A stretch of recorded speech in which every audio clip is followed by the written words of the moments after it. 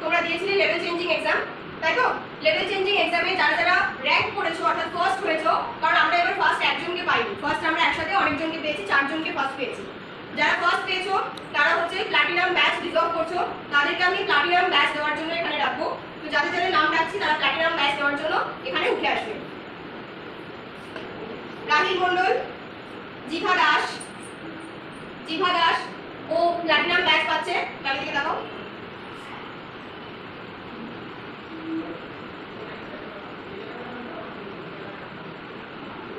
সবাই ক্ল্যাপ করো।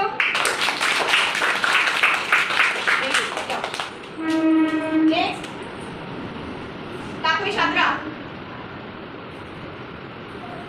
সাতরা platinum batch পাচ্ছে, ও মার্কস পেয়েছে 95।